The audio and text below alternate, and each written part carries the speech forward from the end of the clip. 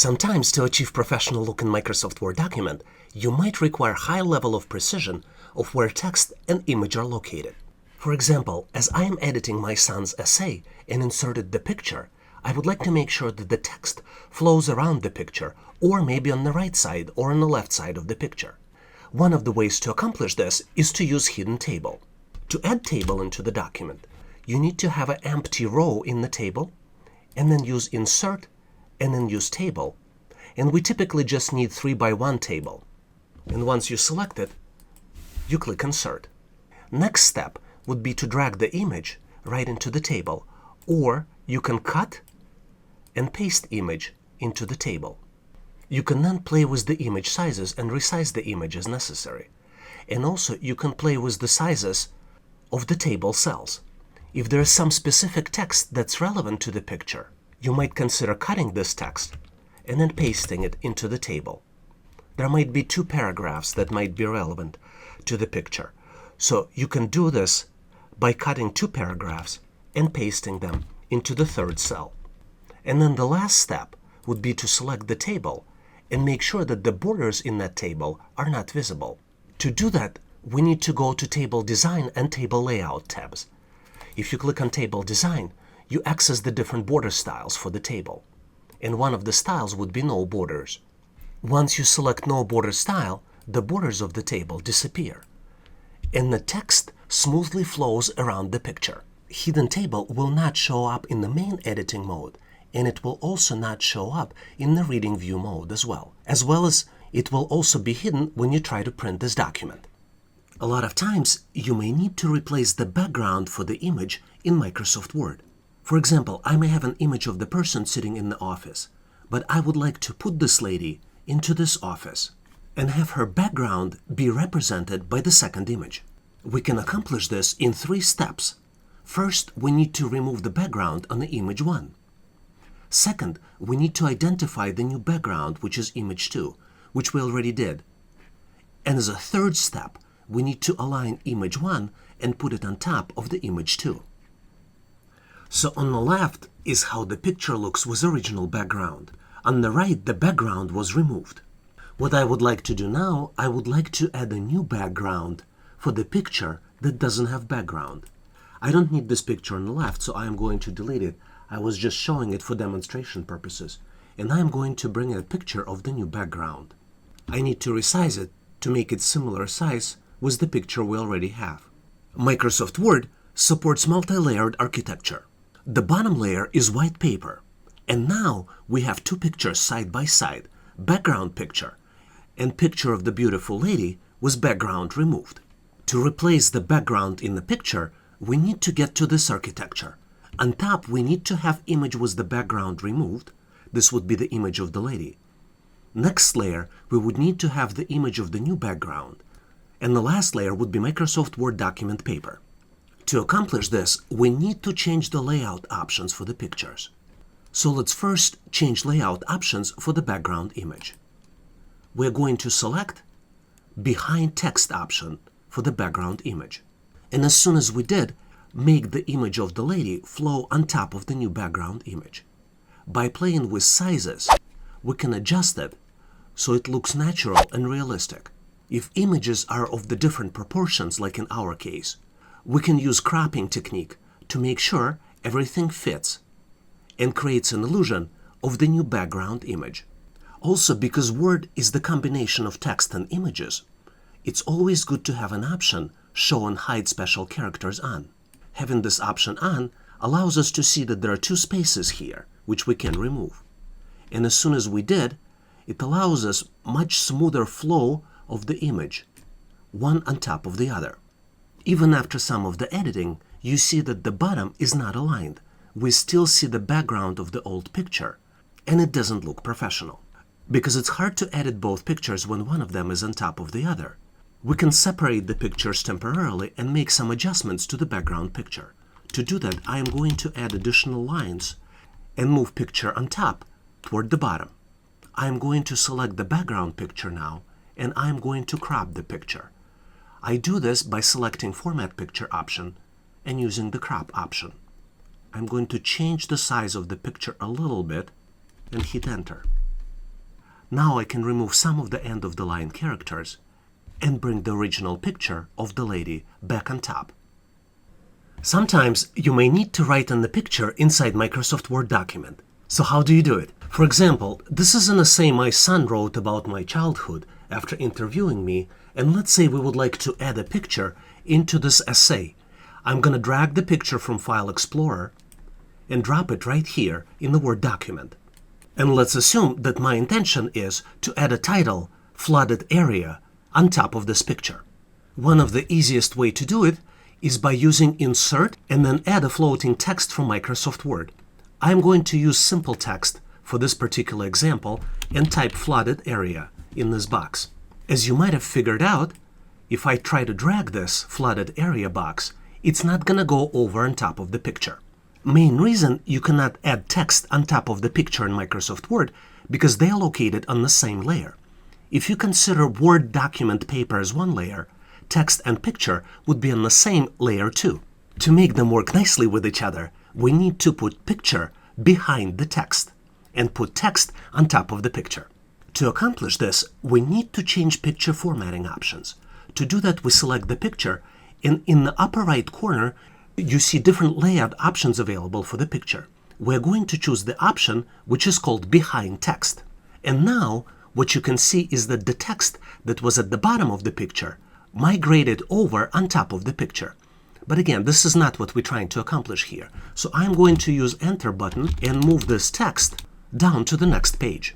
I'm also going to bring my picture back by dragging and dropping the picture on the previous page. Once picture is in position, I can drag the text over and put it on top of the picture. The cool thing about this method is that you can place the text anywhere on top of the picture where you would like.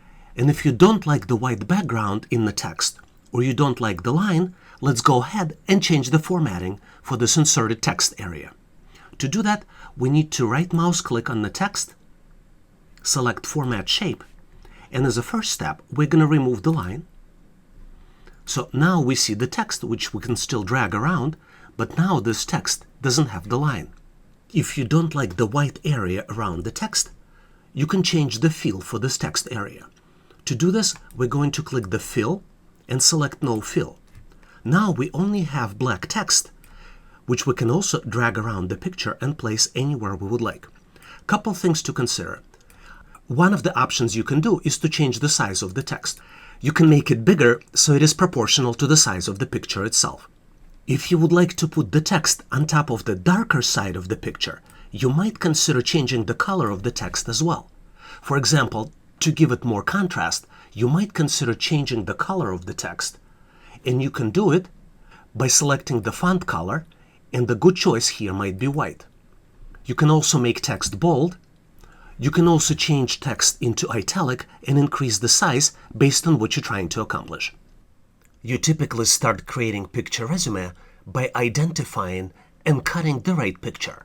For example, if I open this picture in the Paint editor, which is available in every version of Microsoft Windows, select the area I would like to keep for the picture and use Copy, and then paste this picture in Microsoft Word, I will be able then to apply picture style by selecting the picture, going into Picture Format, and selecting Oval Style.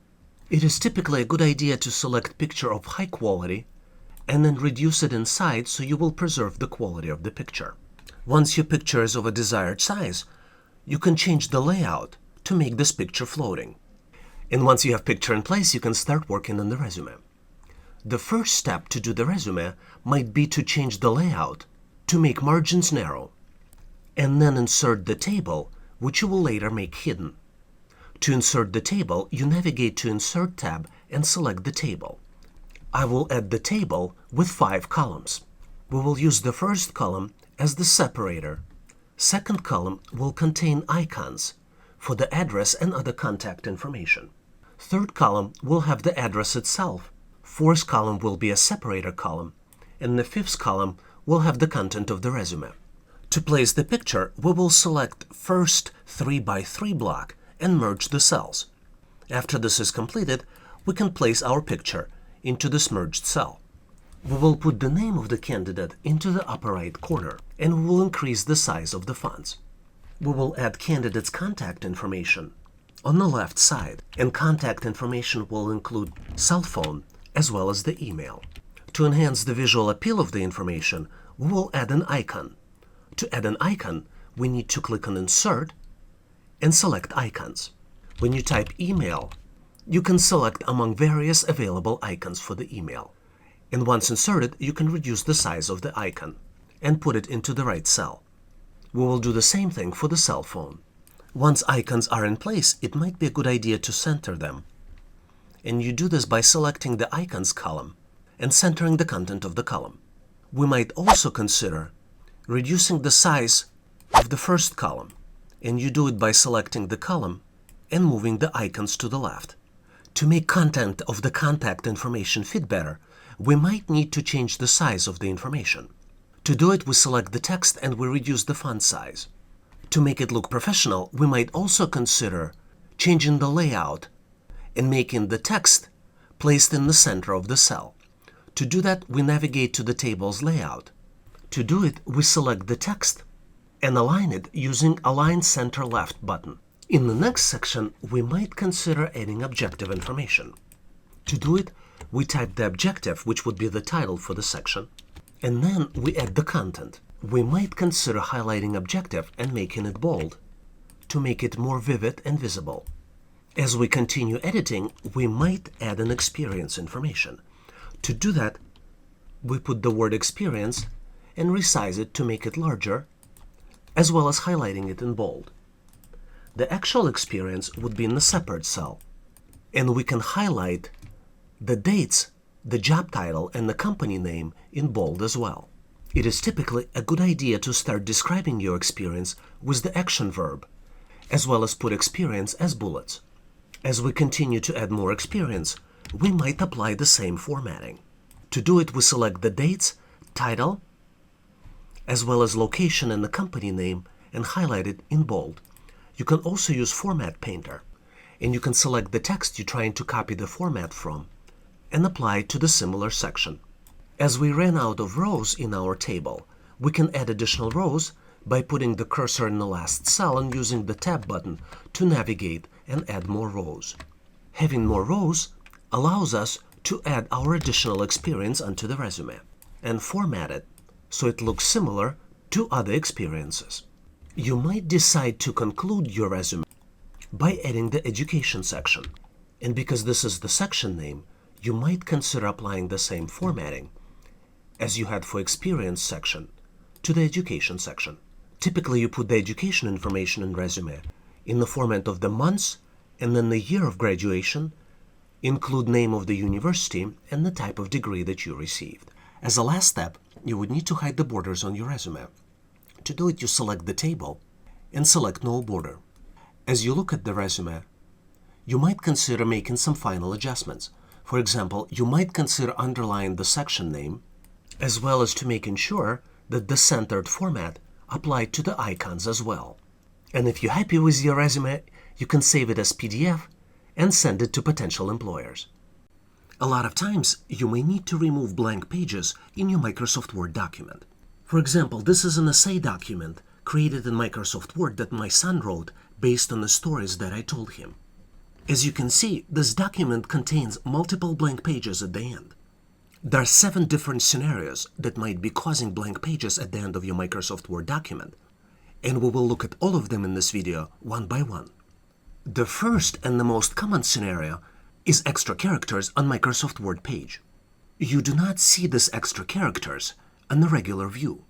To enable the special view, you need to click on the Hide Show Special Characters button. Once you click on this button, you see special characters that show up on the page. For example, this is the end of the line character, and this is the space character. And this is an insert page break symbol, which allows Microsoft Word with just one symbol to reserve the blank page. If you are trying to intelligently remove pages, you need to understand what information is located on the page, because Microsoft Word typically just flows the text and doesn't typically add just extra pages. In this category, you might also see some text which is of the white color. For example, in this line there is a text, but we do not see it because the font color is white. But if we change the color to black, we see that this is a hidden text. which shows in white and takes space on the page. There are multiple ways you can remove these hidden characters from the page. You can put the cursor behind the last text and use the backspace button, and it is going to remove the text. Or you can just highlight the text and click the delete button. Second most common scenario is extra line added at the end of the Word document. For example, on this page, there's nothing visible in default view, but as soon as we enable Show Hide View, we see that there are extra blank lines, and you can delete them by selecting them and clicking the delete button. Another very frequent scenario that add additional pages in Microsoft Word are page breaks. Page breaks are typically used to separate the pages. You can insert the page break by clicking on Insert Ribbon tab and selecting Page Break. You can also use Ctrl-Enter shortcut on your keyboard. In default view, page breaks are not visible, but if you use Show Hide button, they show up. Page break is just one symbol, and if you delete it, it's an equivalent of deleting the blank page. To delete the page break, you select the page break or put the cursor behind it, and then use the delete or backspace button. Another very frequent scenario you might see in Microsoft Word document is floating text. And sometimes this floating text might also be hidden. For example, there is nothing unusual you see on this blank page, but if you enable Show Hide button and then highlight everything on the page, you see that there is a block of text which is floating. Floating means that you can drag this text and position it in the different areas of the page. In reality, this is the text here in this block. This text by default has white font color, but we can highlight it by changing the font color. This way you can see it on the screen. This text is floating, so you can drag and drop this text in the different areas of the screen. Sometimes this text might be hidden and take space on the page, and Microsoft Word would reserve this page as a blank page. Another very common scenario that generates blank pages is hidden table. For example, there is nothing unusual we see on this blank page, but as soon as we enable Show Hide Characters, we see that there is a hidden table here. We can select the table by clicking on the tag in the upper left corner, and then we can enable borders to see that this is actually a table. To delete this table, you need to select the table, right mouse click on the table, and click Delete Table. Another very common scenario you might encounter is the white image. You might have heard about pixel techniques that advertising companies use to track users on the web pages. The way this technique works is by having something invisible on the page. In our case, what we see on the page, by selecting an object on the top of the page, is the image. This image is purely white, and by default it is not visible. This image is not even visible when we click Show Hide buttons. You only need to select it to see that this is the image. You can resize it, make it bigger or smaller, but reality is this is the white image. To delete this white image, you need to select it, do a right mouse click, and click the Cut button. Another way to delete it is to select it and click the Delete button on your keyboard. Very often, you will delete all the blank pages, but your document may not fit into the right number of pages. I'll show you one trick how you can adjust Word document size in terms of number of pages by changing document's layout. For example, the document I currently have has 5 pages, and my goal is to fit it into fewer number of pages. To do this, I need to navigate to the Layout tab, click on the margins, and select different types of margins. Right now, the wide margins are selected, which make Word leave 1 inch on top and the bottom, and leave 2 inches on the left and right of the document. If I switch to normal layout, you see that the number of pages is reduced, and you can see the number of pages in the document in the lower left corner. If you're trying to control number of pages with the highest level of precision, you can always choose custom margins by navigating to the Layout tab, selecting Margins, and clicking on the Custom Margins. Please consider subscribing to this channel. Skills that you learn here will be helpful for you now and also in the future. You also get opportunity to help other people by answering their questions and helping them solve their challenges. If you like the content, please give this video a big thumbs up. This tells us that you need more content like this. Thanks for watching, and I'll see you in my next video.